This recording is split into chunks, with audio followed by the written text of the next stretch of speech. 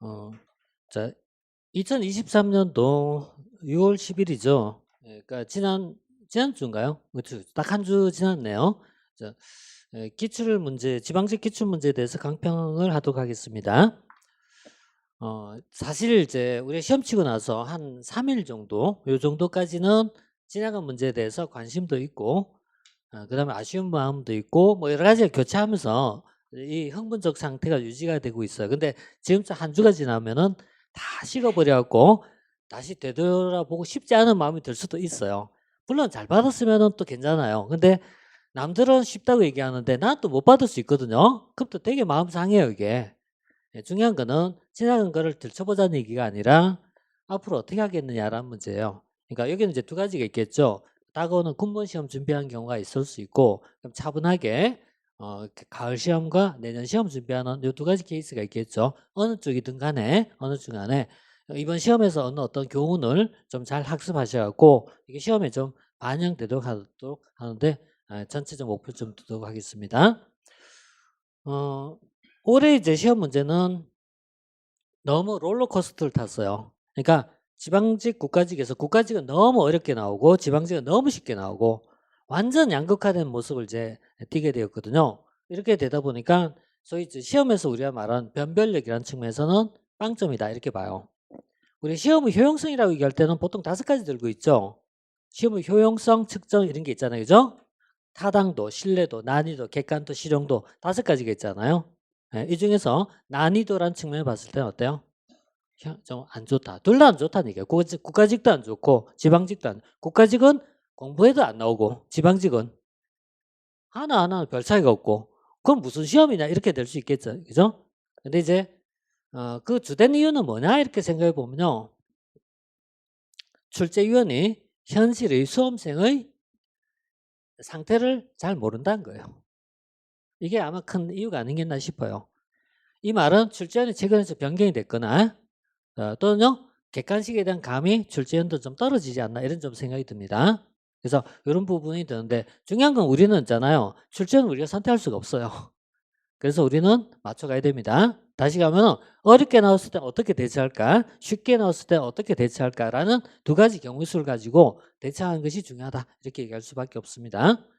자, 전체적으로 간단하게 분석을 한 것을 좀 간단하게 먼저 말씀드리고 그 다음에 본론을 좀 들어가도록 하는데 사실상 난이도가 높은 문제가 많지 않기 때문에 몇 가지에 대해서만 포커스를 두고 좀 설명하고 나머지는 좀 빠르게 진행할게요. 그래서 이번 시간은 강평은 좀 오래 걸지는 않을 것 같아요. 일단 이제 기출 유형 분석을 좀 하고 갈게요. 이건 이제 위에는 국가직입니다. 그리고 아래쪽은 지방직이에요.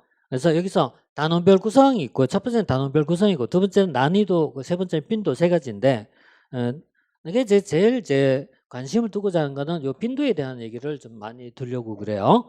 출제 빈도란 말은 우리가 흔히 말할 때 중요도를 얘기합니다. 중요도란 말은 A급, B급, C급 이렇게 보통 분류하잖아요. 그죠? 빈도가 높다는 얘기는 자주 나온다 이런 얘기가 되겠고 빈도가 떨어지면 자주 안 나온다 이런 얘기가 되겠죠. 그래서 이 빈도에 대한 것을 제일 중요하다고 생각해요. 그 다음에 단원별 분포도 크게 의미는 없지만은 국가직에서는 1편의 비중이 거의 없었어요. 이 말은 이번엔 좀 어렵게 내겠다라는 마음속에 의지를 갖고 시작한 겁니다. 출발 자체가. 이런 걸 얘기할 수 있고요. 지금 지방직은요. 전체를 본다면요. 대부분 다 밸런스를 유지하고 있어요. 밸런스 유지하고 있기 때문에 적어도 단원별 분포도에 있어서는 크게 문제가 되지 않는다. 아주 정상적 분포도다 이렇게 봐요. 뭐 이건 문제가 아닙니다. 그런데 문제는 그 다음에 난이도의 문제하고 그 다음 뭐죠? 난이도 문제하고 그 다음 빈도의 문제예요. 국가직의 경우에는 난이도 상급에 속한 것이 네 문제지만은 사실은 이것 때문에 문제가 된 게 아니에요.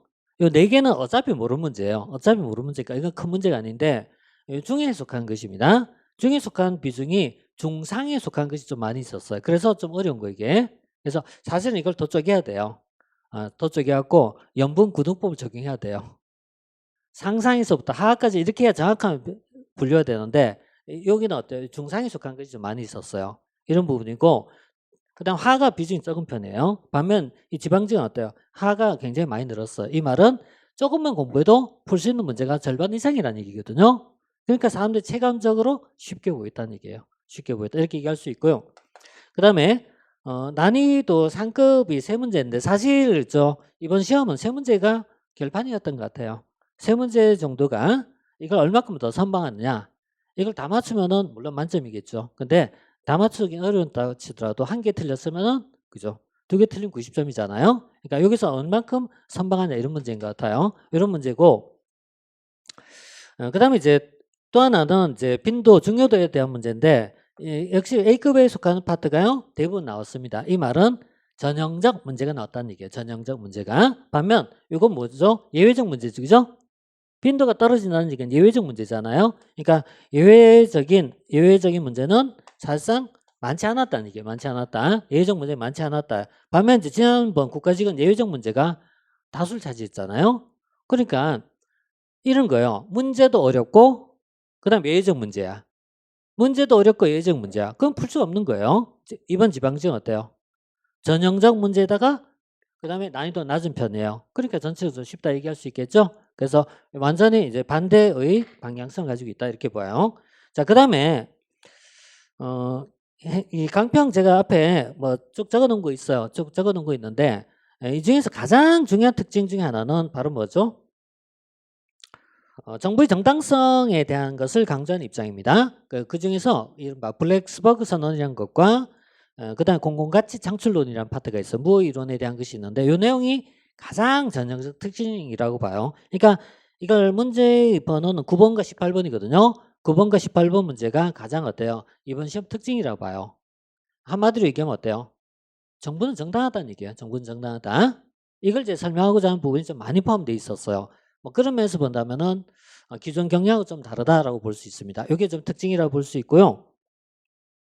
그 다음에 좀 예외적 문제에 속하는 것이 있다면은 공공재 과다공급설에 대한 부분이 있어요. 이 부분이 나오는데 공공재 과다공급설 뒤에 가서 한번 얘기할게요. 뒤에 가서 얘기할 텐데 이 과다공급설에 대한 문제는 제가 아마 수업 시간에도 이렇게 얘기했었어요. 7급에 나오지만 9급에는 거의 안 나와 이렇게 얘기했어요. 거의 안 나오고 나와도 유형 정도 이렇게 얘기했거든요. 근데 사실은 그게 나오도 안 나와도 풀 수 있는 문제였어요. 그거 관계없어요. 단어는 예외적 문제지만 난이도 자체는 쉽다는 얘기예요. 쉽다. 왜 그런지는 뒤에 가서 얘기하겠습니다. 그래서 이거 18번 문제는 18번이 아니고 몇 번이죠? 20번이었구나. 20번 문제는 20번 문제가요. 20번 문제가 이거예요. 20번은 문제 지문은 정부의 예산 팽창 이론 이렇게 나와 있잖아요. 그죠? 근데 사실은 이게 어디에 우리가 단어를 찾으면은 공공재의 과다 공급설과 과소 공급설이라는 파트에 나와요. 그래서 공공재 과다 공급설에 나오는 부분이거든요. 여기 나온 건데 거기 있는 내용을 바그너가 뭔지 피코가 와이즈먼이 뭔지 이걸 알 필요 없어요. 풀 수 있는 문제예요. 아무 상관없어요. 그래서 풀 수 있는 문제이기 때문에 이건 전형적 문제입니다. 자, 그래서 단어는 예외적이지만 난이도는 낮다는 얘기예요. 단위는. 우리가 제일 어려운 건 어때요? 두 개 겹칠 때가 어려워요. 예외적이면서 어려운 것. 이게 어려운 거지. 예외적이지만 쉬운 문제가 있어요. 이런 거 풀 수 있습니다. 풀 수 있습니다. 자, 그 내용들은 뒤에 가서 이제 하나씩 보면서 얘기하겠습니다. 자, 그러면은 이 중에 이제 첫 번째는 뭐 계급제, 직위분리 이런 내용인데 이건 그냥 지나갈게요. 지나갈게요. 왜냐면은 대체로 여러분들 공부하면은 1회독만 공부하면은 알 수 있는 문제가 있어요. 그게 이런 거죠. 계급제는 뭘 기준으로 한 것이다? 사람을 기준으로. 직위분리제는 무엇을 기준으로? 직무를 중심으로. 이건 기본사항이거든요. 그래서 계급제는 무엇을 기준으로? 사람과 신분 기준으로. 직위분리제는 무엇을 기준으로? 직무를 기준으로. 이렇게 두 가지잖아요. 그러니까 바른 답이 나올 수 있거든요. 바로 나올 수 있으니까 1번 패스. 자, 2번 볼까요? 민츠버그가 제시했던 조직유형. 이런 문제가 나올 거라 난 정말 상상도 못했습니다. 진짜 상상도 못했습니다. 왜냐하면은 민츠버그는 조직 유형을 이렇게 설명하잖아요. 단기, 전, 사, 임 이렇게 5가지 설명하잖아요. 그다음 데프트라는 사람은 기사, 매, 수, 네 이렇게 해서 5가지를 더 추가해 갖고 7가지 설명하고 있죠. 이거 다 하는 겁니다. 다 하는 겁니다. 사실 시험 문제 이게 아니죠. 그죠? 이게 아니고 얘가 조정의 방식은 뭐고 어떤 환경에서 나오고 역사는 어떻게 돼? 이게 문제잖아요. 이게 문제인데 그냥 이렇게 묻는 문제는 문제 수준을 얘기하면 거의 초등학교 수준이라는 얘기예요. 그래서 문제도 아니다는 얘기 아니다. 문제 아니다. 그러면 이제 뭐 답 4번이니까 누구나 알 수 있습니다. 그럼 그 다음에 있잖아요. 또 수험생 입장에 홀라크라시 뭐야 이거? 저런 것도 있어? 결론적으로 홀라크러쉬가 뭔지는 나도 궁금하지 않고 여러분도 궁금하지 않아요. 정리할 필요 없습니다.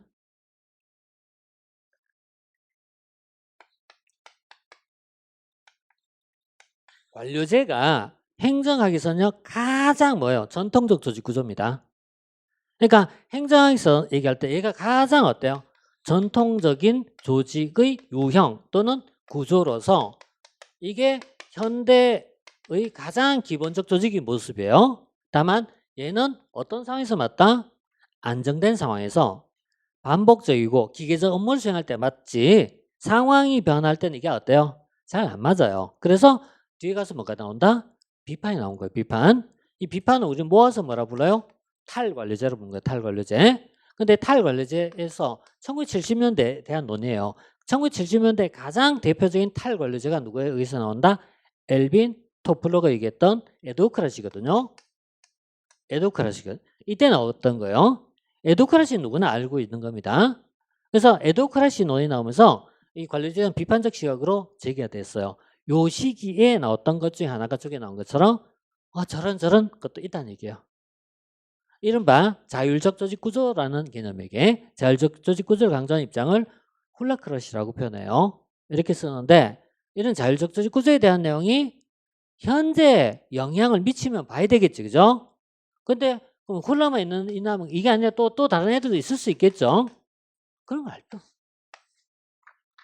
필요 없어요. 필요 없으니까 그냥 패스하세요. 패스하고 이런 논의가 지금 어떨까요? 더 발전하고 있습니다. 지금 90년대에서 다시 2020년대, 2020년대 전부 옛날 얘기 아니겠어요? 그죠? 그러니까 이건 전부 다 옛날 얘기이기 때문에 고려할 필요 없다는 얘기예요. 고려할 필요 없다. 그래서 이거 이제 패스하십시오. 자, 그 다음에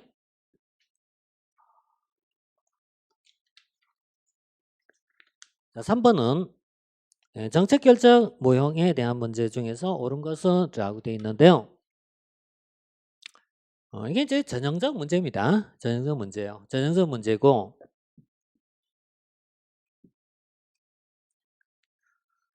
정책 결정 모형을 가장 잘 정리하는 방법은 우리 이제 조직을 정리할 때 가장 좋은 방법은 뭐냐 물으면은 관료제와 그 밖에 이렇게 들어가면 돼요. 자, 다시 조직을 정리할 때 가장 좋은 방법은 뭐죠? 관료제와 탈관료제인 거예요, 이게. 그러면은 정책 결정 이론 모형이 있잖아요. 정책 결정 이론 모형을 정리할 때 가장 좋은 방법은 이렇게 뭐죠? 합리 모형과 그 밖에 이렇게 들어가는 거예요, 이게. 그죠? 합리 모형과 그 밖에 이렇게 들어간 거예요. 그럼 합리 모형 언제 나왔을까요? 합리 모형 언제라고 얘기할 수는 없지만은 적어도 이제 분석 기법이 발달했던 시점에 그러니까 1940년대를 전환한 시점에 광범위하게 이게 논의가 되기 시작해요. 주로 누구에서? 경제학자들에서. 경제학자. 그래서 경제학자에서 주로 나와요. 경제학자들이 주로 정리해요. 인간은 어떻게 본다? 완전한 합리성을 가지고 있다. 이게 기본 전제거든요. 인간은 완전한 합리성을 가지고 합리적 결정한다. 이렇게 보는 거예요. 그런데 뒤에 가서 어때요? 비판이 나온 거야. 아니야. 뭔 소리 하고 있어. 현실은 그렇지 않아. 그 선봉이 누구다? 사이먼이거든요. 헐버트 사이먼이거든요. 그래서 헐버트 사이먼에서 나온 것이 무슨 모형? 만족 모형이잖아요.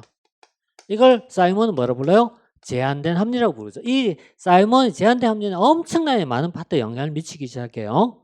그래서 이후에 나왔던 내용은 대부분 다가 만족 모형의 발전, 변형 이런 모형 보시면 돼요. 그래서 이 대부분 다 어때요? 얘하고 친하다는 얘기 친하다. 그래서 기본적으로 두 가지인 거예요. 이렇게 두 가지. 그러면은 이렇게 문제는 포괄적 공부하는 거예요. 이건 포괄적 공부한 거고 구체적으로 공부할 때 어떻게 된다? 점정의 특징은 뭐죠? 이런 식입니다. 회사 모형의 특징은 뭐죠? 스트레이트 모형의 특징은 뭐죠? 이런 식입니다. 그러니까 그 다음에 있는 내용도 좀 따라가면서 정리하면 되는 거예요. 근데 이런 문제를 내다 보면 이제 문제가 또 고갈되잖아요. 좀 심심하거든. 좀 또 다른 거 없어? 이렇게 찾는 거야. 그럼 다음에 뭐죠? 얘가 발전한 형태 나와. 이게 뭐예요? 그 유명한 흐름창이란 말이에요. 그 흐름창을 낼 때는 기본 논의가 뭐하고 비교하겠습니까? 얘가 이쪽에다가 비교하겠습니까? 아니에요. 그죠? 얘를 묻고 잔 것은 어때요? 얘를 발전시킨 거예요. 그러니까 두 개는 어떻게 다를까? 이런 문제로 이어지는 겁니다. 이게 이제 논의 전체 그림을 그린 거예요. 자, 지금은 뭐 그런 그림 필요 없어요. 그냥 특징의 차이점만 이해하면 되는 거기 때문에 제일 단순한 문제입니다. 자, 쿠바 미사일 사건 이거 뭡니까? 이러면 자동적으로 우리가 공부를 해야 돼요. 그죠? 앨리슨.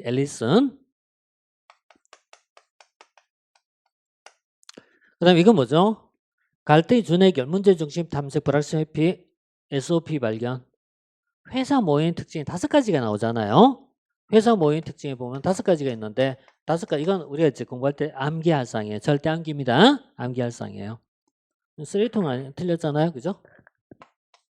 이런 게 이제 바꿔치기잖아요. 바꿔치기 문제고요.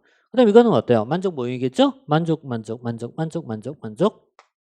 그래서 이 정도 문제는요. 바로 풀 수 있는 문제입니다. 자, 그 정도 합시다. 그 다음 4번 볼게요. 이거는 행정이론을 전개를 묻지만은 이렇게 문제로 물으면 어때요? 난이도가 아주 낮은 형태예요. 왜 그럴까요? 각각의 시기가 격차가 많이 벌어져요. 격차가 많이 벌어진 건 쉬운 문제인 겁니다. 그러니까 시험 문제 중에 제일 있잖아요. 말 같지 않은 문제가 이런 겁니다. 1999년 제도화되어 있다. 2000년에 제도화되어 있다. 이런 식의 문제 물어요. 이렇게 문제면 이게 개떡 같은 문제예요. 이런 건 진짜 개떡 같은 문제 이게. 이런 건 진짜 문제의 가치라고는 눈꼽만치도 없어요. 가끔씩 이런 문제 나오거든요. 이런 것뿐만 아니라 역사 공부하면 이런 거 나오잖아요. 전민 변정도감은 언제 만들어졌다. 이런 거 나올 때 있잖아요. 공민왕이야, 공양왕이야, 뭐야 이제 막 나와. 충혜왕이야, 충무광이 막 나오잖아요. 그 미친 문제 아니야 그거. 행정도 똑같아요. 똑같은데 지금 보는 것은 이런 거 어때요? 뚝뚝 떨어진단 말이에요. 뚝뚝. 예를 들어서 1911년 테일러의 이론. 그 다음에 행태론. 행태론 1945년도 사이먼은 무조건 45는 못 박으세요. 2차 세계대전 끝난 날 이렇게 못 박으세요. 왜냐니까 전형자 많이 나오니까. 그 다음에요. 신행정 하면 언제 나오죠? 1968년 이게 미노 브루크웨이라고 있단 말이에요.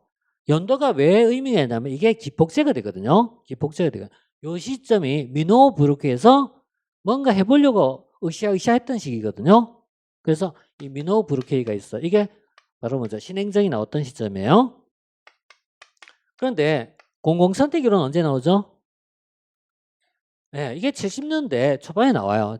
그러니까 70년대 초반에 보면 오스트롬에서 공공선택론인데 이게 나중에 발전해서 뭘로? 신공공관리론 이어지게 되거든요. 이어지게 되거든요.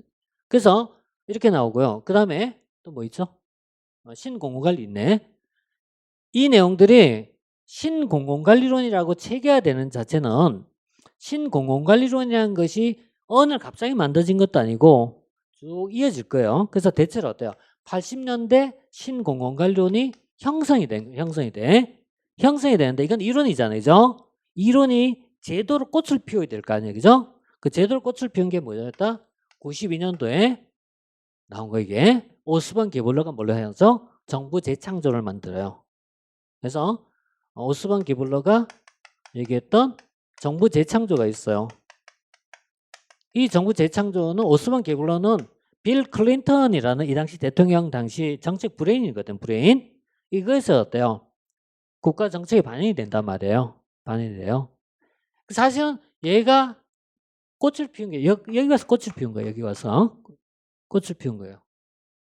그래서 90년대는 전체적으로 어때요? 신공공관리론이 실제 이론이 아니라 뭘로? 정책의 현실로서 반영됐던 시기란 말이에요. 그래서 이 시기에 가장 많이 알려진 겁니다. 자, 이거 묻는 거잖아요. 그럼 이건 어때요? 간격이 넓잖아. 간격이 넓으면 쉬운 문제인 거 진짜. 패스합시다 이제. 이보다 더 어렵게 나오면요. 안에 촘촘히 들어가면 어려워지겠지. 그죠?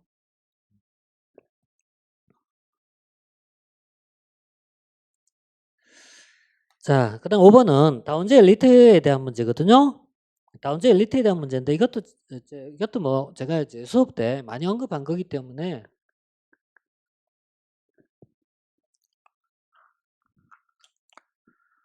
다운주의 계보를 읽는 것이 1950년대 미국에서는 집단 이론으로 발전해 나가요. 집단 이론. 집단 이론이 있고요. 물론 우리가 공부를 많이 하면은 집단 이론과 이익 집단론은 조금 더 달라요. 그렇지만 그냥 이익 집단론을 이해하시면 돼요. 이 집단 이론이 있고 이게 다운주의 계보를 읽는 거고 이것에 대해서 비판해서 나온 것이 그 유명한 뭐죠? 미국의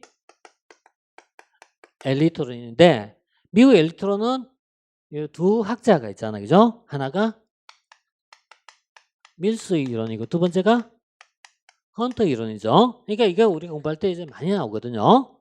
그러니까 밀스 헌터 이론이에요. 밀스 이론은 어때요? 지위접근법. 헌터 이론을 명성접근법이라고 부르죠. 그래서 전국의 엘리트냐 지역의 엘리트냐 이렇게 이제 설명한 내용이거든요. 여기서 조금 더 들어가면요. 회전문 인사가 어쩌고 저쩌고 이렇게 들어가면 조금 더 들어가는 거예요. 이렇게 들어가고요. 그 다음에 이런 시각에 대해서 비판에서 나오잖아요. 비판에서 나온 게 그 의미했던 다을의 다원적 권력이론. 다을의 다원적 권력이론은 굉장히 많이 등장해요.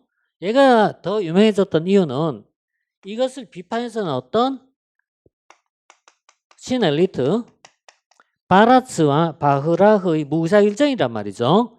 그래서 바라츠, 바흐라의 무사결정이라고 있는데 얘가 무엇을 비판했다? 얘를 비판하고 나왔다는 이유 때문에 더 유명해지게 되죠.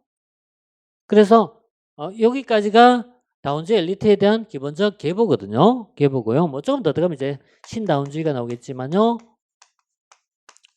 그래서 여기까지는 우리 공부할 때 깊이 있는 내용이 아니에요. 깊이 있는 내용이 아니고 그냥 개괄을 지금 공부한 것밖에 없어요.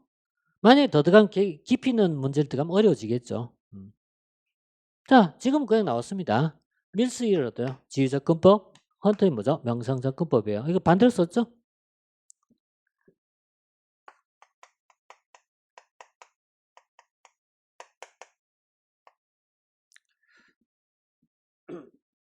자, 이렇게 이제 봤고요.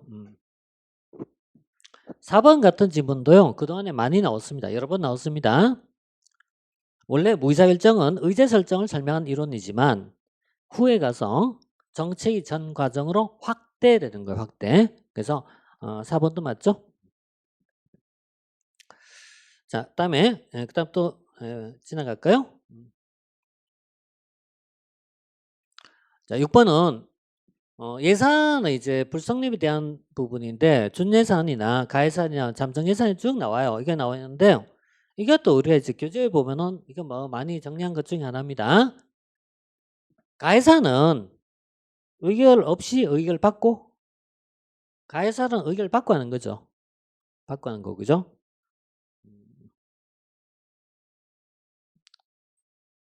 이거는 우리 교재에 있는 내용입니다. 가장 기본사항입니다. 준예산은 의결이 이루어지지 않았을 때 가해사는 의결 받고 한 달짜리를 잠정예산은 의결을 받는데 수개월 동안 이렇게 차이점이 있어요. 네, 이건 답니다. 그래서 이거 거의 뭐 이 안에서 변형 하나 해봤자 문제 유형이 뻔해요. 그러니까 이 안에 만들어진 유형이 하나 봤자 있잖아요. 지문 한 10개 정도면 끝이 나요 이게. 자 이렇게 이제 보시고요. 그 다음에 또 7번 볼게요.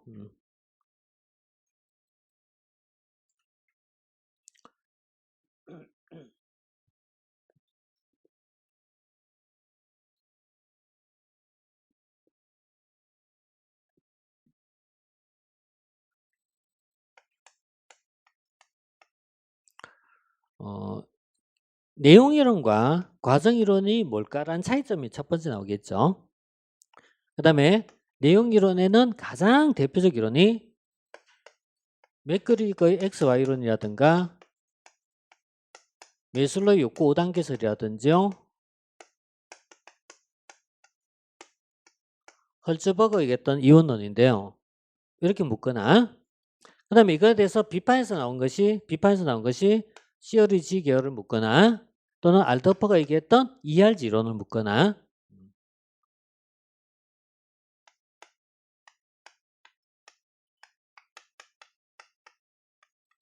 이렇게 묻는 거죠. 이거 차이점 뭐냐 이런 거잖아요. 그래서 이쪽도 전형적 스타일인 거예요. 전형적 스타일. 자, 1번은 일단 맞는데 2번에는 좌절과 행은 누가 얘기했다? 알더프 ERG 이론이죠. 그 다음에 3번은 과정 이론에 보면 브룸의 기대 이론이 있잖아요. 브룸의 기대 이론이 있고 아담스의 공정성 이론이 있는데 브룸의 기대 이론에 따르면요. 바로 세 가지를 얘기하죠. V와 I와 E를 얘기하죠. 그래서 모티베이션이라는 것은 여기잖아요. 그래서 유의성, 수단성, 기대감 세 가지잖아요. 기대감, 수단성, 아니 이쪽이에요. 기대감, 수단성, 유의성 이 세 가지가 작용한다. 브룸의 기대 이론. 그럼 이거 브룸의 기대 이론이잖아요. 그래서 이쪽은 헐츠버그 이론이고 그죠? 이렇게 해서 7번은 가장 뭐냐면 전형적 문제예요. 가장 전형적 문제예요. 그래서 이렇게 이제 보시고요. 자, 그 다음에 8번 볼게요.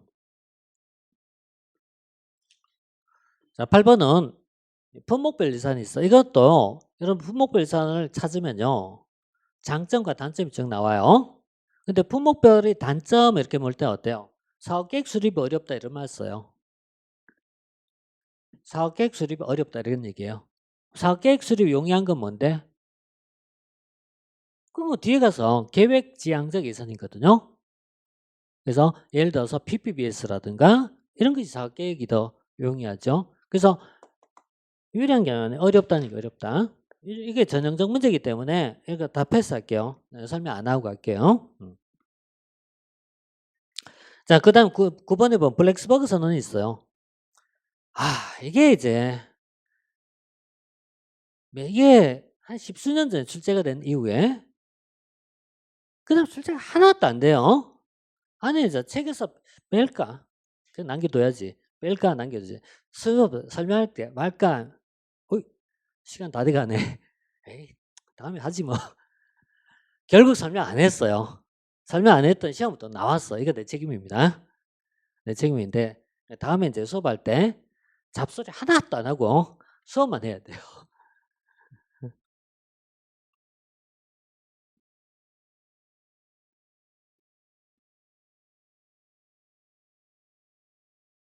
자, 정부, 국가, 관료제 다 같은 맥락이에요. 얘가 중요하다고 보는 입장이에요. 얘가 중요하다. 얘가 중요하다. 행정학에서 가장 기본적 행정 패러다임이 뭘까요? 윌슨 베버 행정관입니다. 이게죠. 윌슨 베버 행정관이에요. 이게 행정을 지배하고 있어요. 그래서 윌슨과 베버가 얘기했던 것을 가장 기본적 행정관이라고 불러요. 이 기본적 행정관에 대해서 비판한 시각이 있어요. 비판 시각. 이걸 비판 시각이 뭘까요? 자, 이것을 비판해서 나왔던 것이 공공선택이론. 이걸 바탕으로 해서 나온 것이 신공공관리론. 이들은 정부는 뭐라 봐요? 비효율적이다. 정부 실패가 나온다. 따라서 정부를 뜯어고쳐라. 이렇게 얘기한 것입니다. 퀴어 축제가 나의 목소리를 높이게 만드네요. 저도 저분들한테 동조합니다. 하지만 내 수업은 좀 동조하고 싶지 않습니다. 이게 이기주의라고 얘기할 수는 없겠죠. 그죠? 왜냐면 우리는 우리 목표를 추구해야 되니까요. 하지만 탄압하면 안 됩니다. 이런 공무원들도 탄압하지 마세요. 시장님 따라가시면 안 돼요. 위험한 얘기했다. 방금 상당히 위험한 얘기했으니까 무시하세요 그냥. 자, 이것을 비판에서 나온 것이 그 이론적 뿌리가 뭐냐? 이론적 뿌리가 아까 얘기했죠? 공공선택이론이에요. 그래서 공공선택이론에 따르면 어때요? 관료제는 죽었습니다. 관료제는 사망했습니다. 이런 얘기한 거예요. 이걸 우리가 통칭 뭐예요? 탈관료제로 부릅니다. 탈관료제. 그래서 탈관료제가 나와요. 그래서 그 이론적 뿌리가 공공선택 이론이 있고 이게 있잖아요. 행정 이론에서 적용해서 나왔던 것이 바로 뭐였다? 신공공관리론이에요. 신공공관리 따르면 정부는 효율적이다, 비효율적이다? 정부는 비효율적이다. 그래서 정부 실패했다 이런 얘기예요. 그래서 얘들이 주장은 뭐죠? 정부는 재창조해야 된다. 이 시각이에요. 자, 아까 잠깐 얘기했죠? 공공선택 이론자가 언제 나왔다고 했죠? 70년대. 그러나 이게 어때요? 행정 이론으로 나온 건 언제였다? 80년대. 구체적 정책으로 나온 건 언제였다? 90년대. 오스본 게볼레 정부 재창조든 이렇게 쭉 이어진단 말이에요.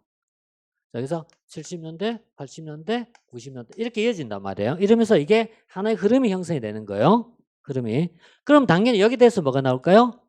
반발이 있겠죠. 반발이 있겠죠. 반발이 흐름이 바로 뭐다? 정부는 재창조하는 게 재발견돼야 된다라고 보는 시각이에요. 정부는 재창조가 아니라 어때요? 재발견돼야 된다 이렇게 보는 시각. 그래서 여기에 대한 반발이라고 보시면 돼요. 반발. 그러니까 반발의 뿌리가 있는데 이것이 정부 재발견이라고 표현한 겁니다. 그 시작이 어디서부터? 블랙스버그 선언이라는 것부터 나온 거 이게. 블랙스버그 선언이 나온 건 언제였다? 이 85년도 이후에 나왔던 내용이에요. 근데 이게 있잖아요. 구체적으로 행동으로 나타나고 일어나는 것은 언제였다? 90년대 가서 일어나된 거예요. 그래서 얘 시기가 비슷해요. 비슷해요. 그러니까 얘가 나오니까 그대로 어때요? 아니야. 정부가 잘못이 아니야. 그래서 이들은 어때요? 관료제의 정당성입니다. 정부의 정당성입니다. 정부의 정당성이요. 정부는 정당합니다. 정부의 정당성을 강조하고 있고요. 다른 말씀은 어때요? 관료제의 정당성이라고 보시면 되겠죠? 그래서 탈관료제에 대한 비판적 시각입니다. 그 시각이 이런 거예요. 얘는 가치가 무슨 가치예요? 기업적 가치를 바탕하고 있잖아요. 그죠? 근데 얘는 어때요? 공공가치를 중시하자는 얘기예요. 공공적 가치를. 그래서 공공적 가치의 창출을 할 수 있는 것은 정부가 아니냐 이렇게 보는 거예요. 한마디로 정부는 기업과 같다 다르다? 달라 이런 얘기예요. 정부는 기업이 아니야. 그러면 안 돼. 그래서 이걸 바탕에서 나온 게 여러 가지 이론이 나와요. 그래서 그것이 우리가 사회적 자본론에서 설명한 부분도 있고 또 뉴 퍼블릭 서비스 이게 뭡니까? 신공공 서비스론이죠. 그죠? 신공공 서비스론 이런 게 전부 다 어때요? 이렇게 같다고 보시면 돼요. 흐름적으로 보면은 이런 내용이 이제 들어가요. 이런 것이라든가 신공공 서비스 강조한 것이 바로 공무원 봉사잖아요. 봉사. 그래서 최근에 와서 강조했던 많은 부분이 바로 어때요? 공무원의 공직에 대한 어떤 요인은 사기업과 달라야 된다 이렇게 보는 거 이게. 그래서 결국 공공봉사에 있다 이렇게 보는 시각이에요. 그래서 이 공공봉사에 있다 이렇게 보는 시각인데요. 이렇게 해서 두 개가 였잖아 서로 상반된 내용이에요. 그럼 얘는 다시 얘가 이렇게 어때요? 재해석한 것이 되겠지, 그죠? 그죠? 그래서 관료제에 대한 내용이 다시 그래서 이거잖아요. 관료제 옹호론이라고 표현한 거예요. 관료제 옹호론.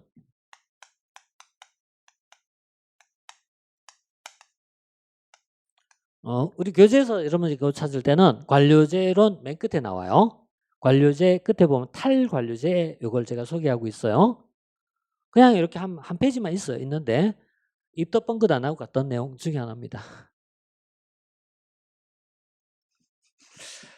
자, 참 고민입니다. 이런 거. 이런 걸 다 얘기할 시간은 없고. 자, 볼게요. 행정의 정당성이죠. 행정 재정립 운동이죠. 지역관료를 옹호합니다. 정부는 재창조 아니고 뭐라고요? 재발견 이렇게 해서 키워드입니다. 이게 정부 재발견이 뭐가 아니다? 재창조 아니라는 거 있잖아요. 재창조 아니 재발견이란 말이지. 신행정은 언제 나옵니까? 신행정은 1968년도부터 70년대에 유행했던 거잖아요. 그죠?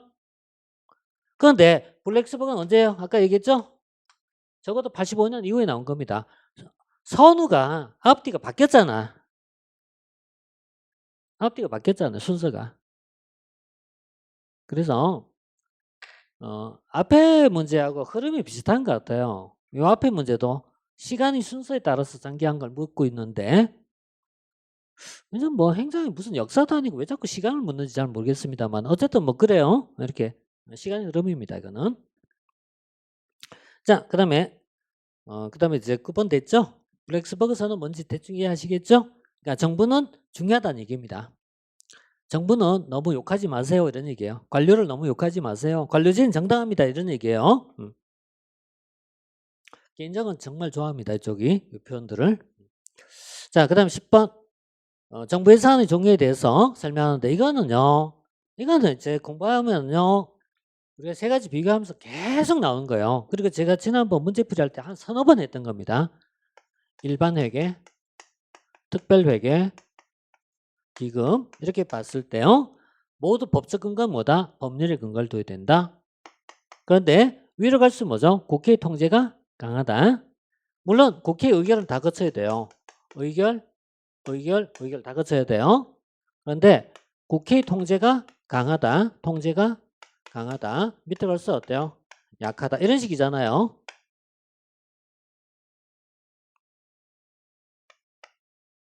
그래서 여기서는 어떤 건데요. 특별회계는 일반 회계와 달리 심의 의결 받지 않는다. 아니 의결 받아요. 당연히 받아요. 모두 의결 대상입니다. 다만 의결은 받지만은 좀 강하지 않다 이런 얘기죠. 이런 정도의 차이다.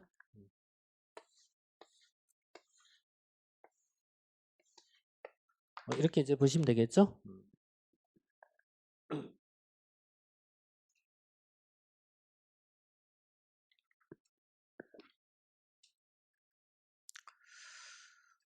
다음 11번은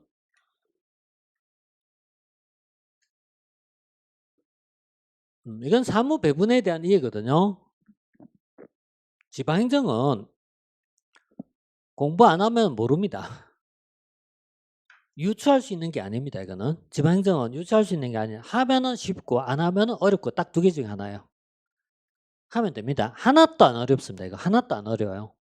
그래서 사무에 보면은 이런 거예요. 자, 국가가 있어요. 국가가 지방자치단체에게 사무를 위임한단 말이에요. 사무를 위임한단 말이에요. 위임의 방식에 따라서 여러 가지가 있어요. 단체 위임, 기관 위임. 이게 어디 이런 공부하냐면은 사무 배분 방식을 공부하면 돼요. 사무 배분이란 파트를 공부하시면 되는데 사무 배분 방식을 공부하면은 이렇게 있어요. 얘가 국가의 사무가 있고요. 그 다음에 또 뭐죠? 지방의 사무가 있어요.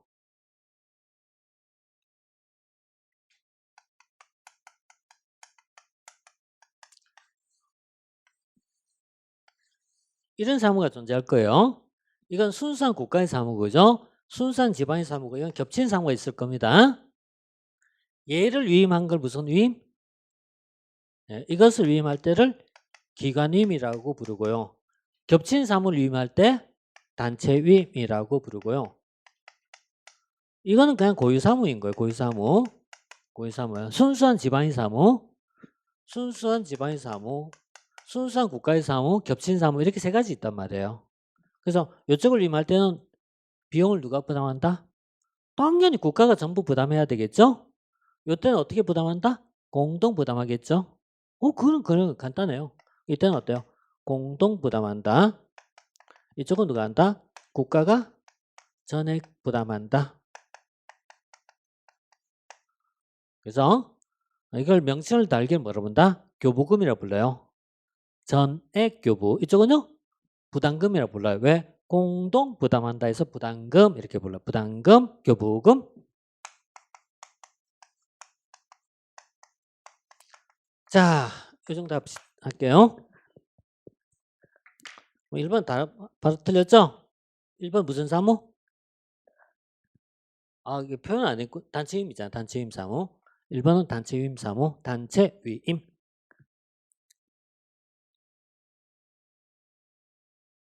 자, 이거는 뭐 이렇게 들어가 있습니다. 여기 보시면 되겠고요. 자, 그 다음에 12번 대표 관리제입니다. 자, 대표 관리제에 대한 문제인데 옳지 않은 것이죠.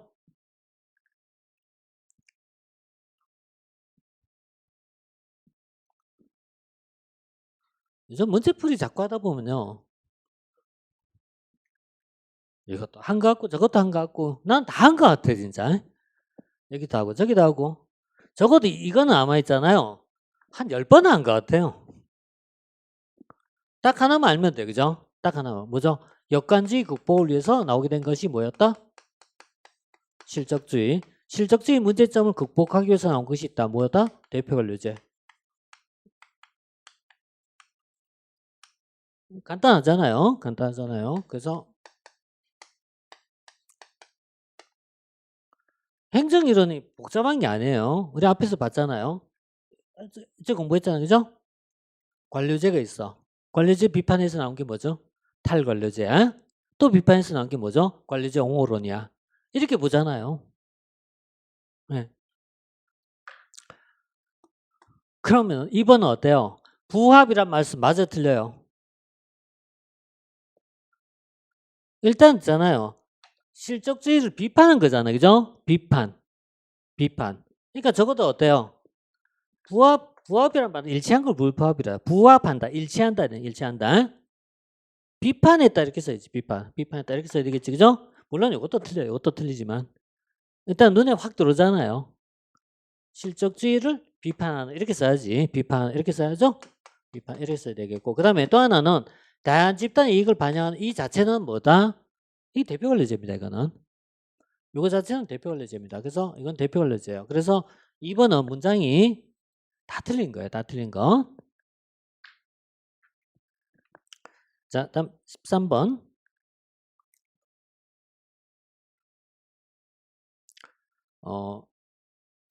이거는 아까 잠깐 말씀드렸죠? 뭐 얘기했죠? 우리 아까 잠깐 정책 결정 모형은 합리화 그 밖에 이렇게 얘기했잖아요.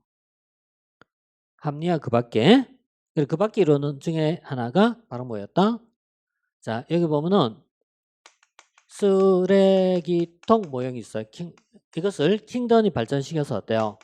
흐름창 이론. 요즘 흐름창 대신에 흐름 모형 이렇게 많이 쓰는 거예요. 흐름 모형 이렇게 쓰는데 어쨌든 얘를 발전시킨 거예요. 그러면은 두 개 이제 차이점에 대한 내용이 나와요. 차이점에 대한 내용이 나오는데요. 자, 흐름 모형은 얘를 발전시킨, 맞죠? 니은은 맞잖아요. 맞고, 그 다음에 흐름이 있어. 여기는 흐름이 몇 개? 4개의 흐름이 있어. 이쪽 흐름이 몇 개 있어요? 3개의 흐름이 있어. 이거는 암기사항인데 절대 암기입니다.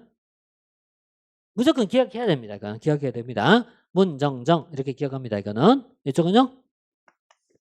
문해 참기 이렇게 4가지 기억합니다. 어쨌든 4개 있다는 얘기예요. 문해 참기. 그래서 바로 나왔습니다. 이건 바로 나왔습니다. 바로 나왔고, 기억은 왜 틀렸을까요? 기억은 키워드가 있어요.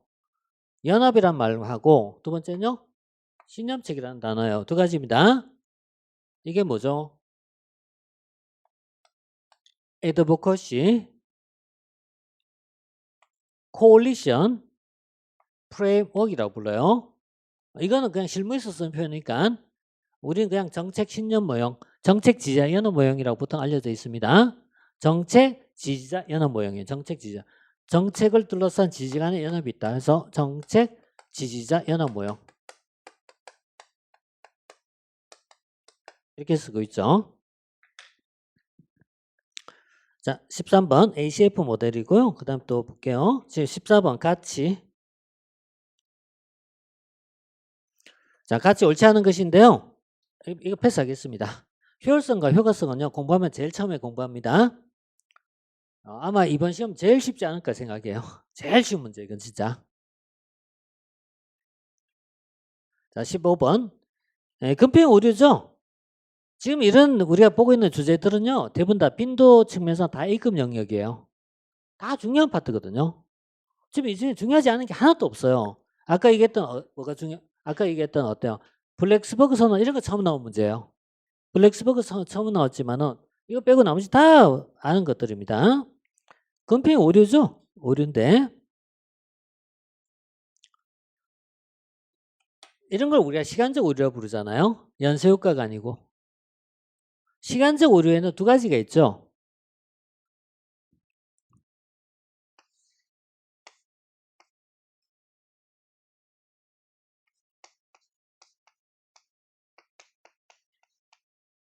예, 공무원은 5급 이하의 공무원은 1년에 2번 금평합니다. 1년에 2번 금평을 할 때 이쪽에서 발생한 오류를 근접 오류라고 부른 거고 이쪽에서 발생한 오류를 어때요? 최초 효과로 부른 거죠. 최초 효과. 그래서 첫머리 효과라고 보통 많이 표현하죠. 초기의 이건 어때요? 최근의 이렇게 쓴 거 이게. 그래서 얘를 뭐 초두 효과, 첫머리 효과 이렇게 쓰고 이건요 근접 오류 이렇게 표현하죠. 이걸 시간적 오류입니다. 시간적 오류. 연쇄 효과 아니잖아요. 연쇄 효과와 관련 없습니다. 관련 없습니다. 자, 다음 16번 볼게요. 자, 16번은 라이트의 관계 모형이 있어요. 16번은 이번 시험 문제에서 여러분들 어렵다라고 느낄지도 모르겠어요. 어렵다라고 느낄지도 모르겠는데 근데 16번을 풀다 보면요. 3번이나 4번 지문은 우리가 아는 내용이에요. 아는 내용이에요. 아는 내용인데 이게 왜 어려우냐라는 이유를 조금 얘기할게요. 이 그림은 이렇게 돼 있는데 이게 잘 안 나오는구나. 그러면은 자 볼게요.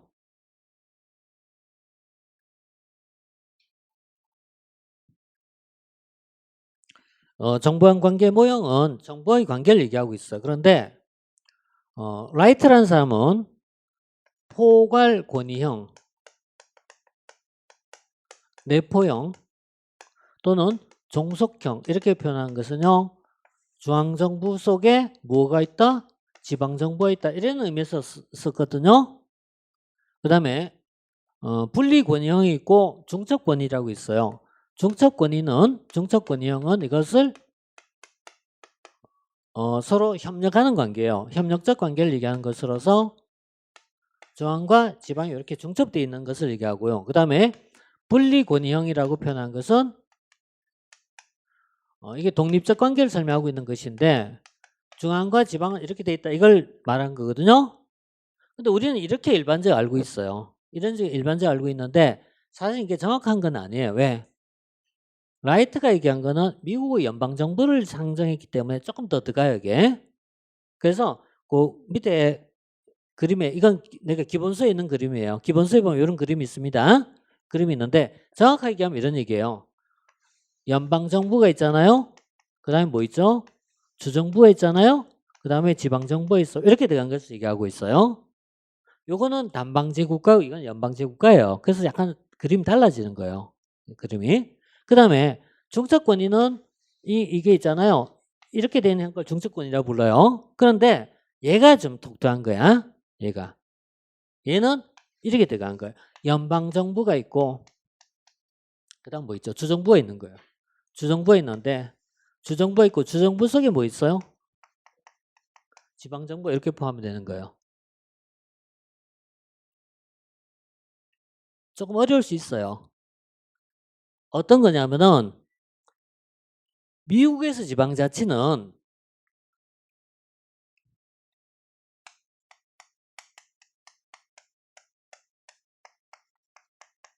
어느 측면이 더 논의할까 이런 문제거든요. 얘와 얘의 관계일까 얘와 얘의 관계일까 이거였거든요. 이거. 그래서 이게 좀 다른 거예요. 우리가 보는 거하고 시각이. 그래서 약간 좀 차이가 있어요. 그런데 여기서 말하는 것은 뭐죠? 연방과 주는 서로 대등한 관계예요. 대등하다는 얘기죠. 대등하지만 주와 지방은 어때요? 대등한 게 아니라는 얘기예요. 이렇게 포함이 되는 거예요. 이게. 그래서 좀 어려웠을지 모르겠어요. 이게. 자, 대등 권위형에 따르면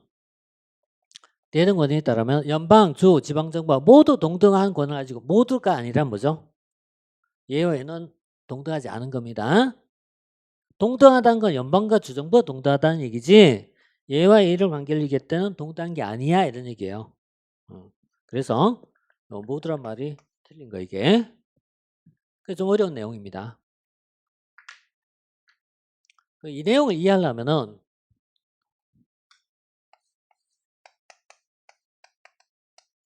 이 딜런의 법칙이라는 거를 이해해야 이게 더 들어갈 수가 있어요. 그래서 여기서부터는 이제 뭐 거기까지 이렇게 그죠? 생각이 좀 들 수 있을 것 같아요. 딜런의 법칙이라는 건요. 자, 이 미국 연방 대법원 판사였던 딜런이 제시했던 원칙인데 주정부의 우월함을 강조한 겁니다. 이게 얘는 주정부의 우월성을 강조했어요. 이걸 이제 딜런의 법칙이라고 합니다. 그러니까 주는 연방으로부터 분리되지만 주는 지방보다는 어때요? 우월하다 이런 걸 전제로 하고 있어요. 이게 미국 안에는 오랫동안 쭉 남아있는 거예요. 쭉 남아있는 거예요. 그래서 미국은 기본 단위가 누구다? 스테이트입니다. 스테이트예요. 이 스테이트가 기본적인 단위가 되는 거 이게. 얘를 기준으로 모든 걸 판정을 해요. 미국은 그 주지사가 권한이 굉장히 강하겠죠?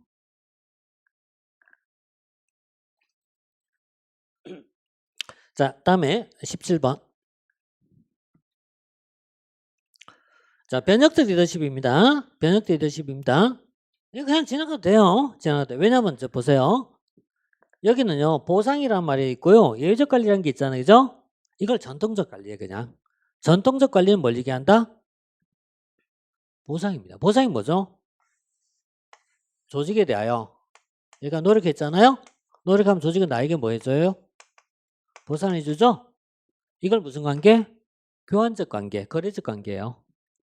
교환적 관계. 이게 전통적 관리입니다. 전통적 관리. 전통적 관리는 가장 본질은 어때요? 열심히 일한 만큼 돈 준다 이런 얘기예요.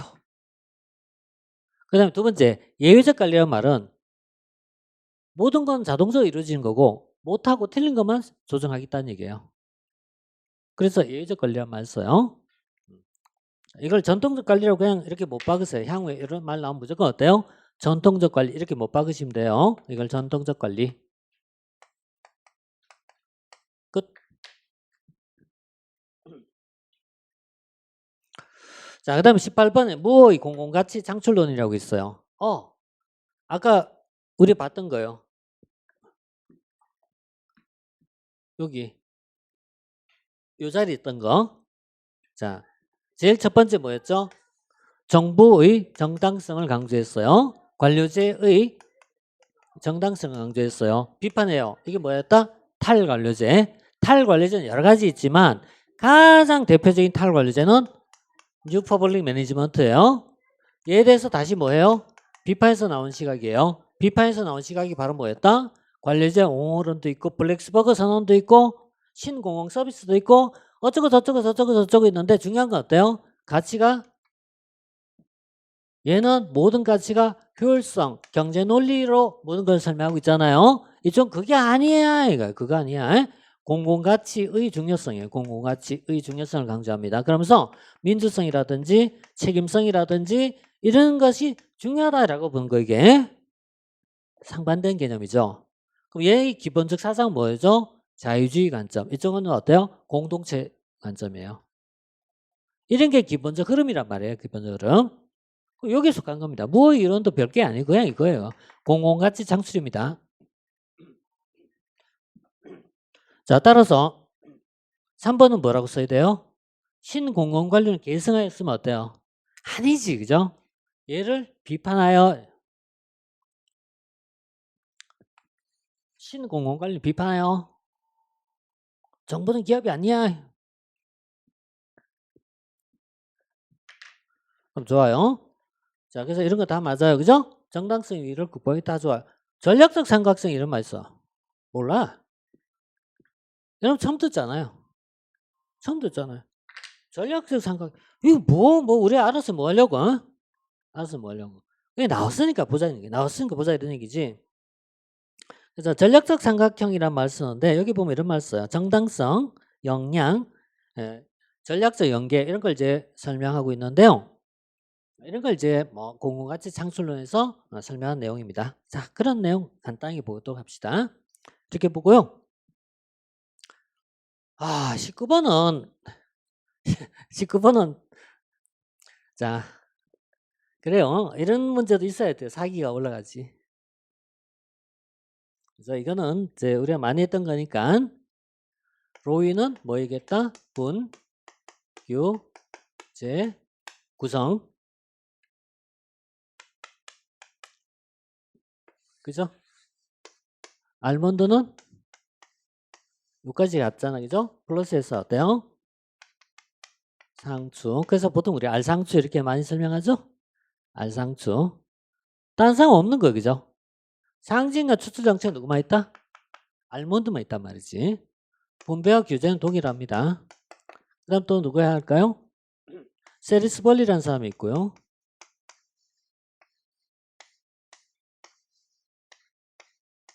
그 다음에 세 번째는요. 리플리와 프랭클린이 있어요. 리플리와 프랭클린.